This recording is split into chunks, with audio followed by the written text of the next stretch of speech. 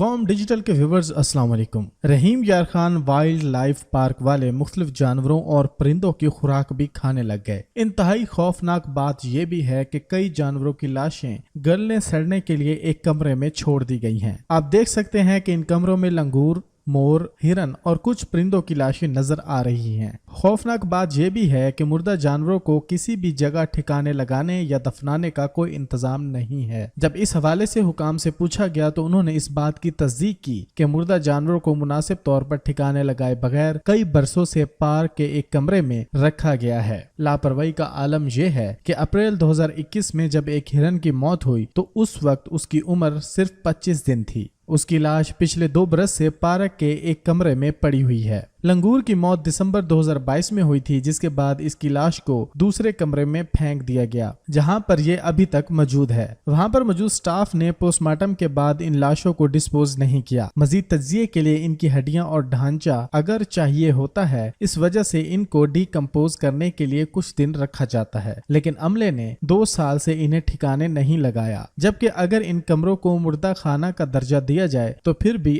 SOPs پر عمل نہیں کیا گیا، کیونکہ مورگ جسے مردہ خانہ بھی کہتے ہیں، اس کے اندر ایک ٹیمپریچر کنٹرول ہوتا ہے جس کے اندر باڈی کو محفوظ رکھنا ہوتا ہے، لیکن یہاں تو یہ باقیات کوڑے کباڑ میں پڑی ہوئی ہیں۔ مزید انکشاف یہ بھی ہوا ہے کہ چڑیا گھر کے لیے فی الحال جانوروں کی دیکھ بھال کا کوئی باقاعدہ تحریری نظام موجود نہیں ہے جو پنجرے میں بند جانوروں کے انتظام اور دیکھ بھال کے لیے قواعد وضع کرے۔ دوسری جانب رحیم یار خان میں وائلڈ لائف پارک کے ڈپٹی ڈائریکٹر، اسسٹنٹ ڈائریکٹر اور انچارج نے جھوٹ بولا کہ جانوروں کی ان باقیات کو رحیم یار خان میں Khwaja Farid university of engineering and information technology کے طلبہ کے لیے مردہ خانے میں رکھا گیا تھا تاکہ بعد میں ان کو ریسرچ کے لیے استعمال کیا جا سکے، لیکن یونیورسٹی انتظامیہ نے اس دعوے کو بھی مسترد کر دیا ہے۔ شعبہ زوالوجی کی assistant professor doctor Majida Rashid نے بتایا کہ ڈیڈ باڈیز پر تو ہماری ریسرچ ہی نہیں ہے، ایسا انہوں نے اپنے آپ کو بچانے کے لیے کہا ہے، جو اچھی بات نہیں ہے۔ انہوں نے مزید انکشاف کیا کہ ان کے طالب علموں نے ابھی تک ان مردہ جانور پر کوئی تحقیق نہیں کی۔ ایک اور افسوسناک پہلو یہ بھی ہے کہ خوراک اور پانی کے بغیر جانور اور پرندے قابل رحم حالت میں پنجروں میں قید ہیں۔ آخر ان کی خوراک کے لیے فنڈ تو آتا ہوگا، پھر ان بے زبانوں کو مطلوبہ خوراک کیوں نہیں کھلائی جا رہی؟ یہ کس سے شکایت کریں؟ اگر انتظامیہ خیال نہیں رکھ سکتی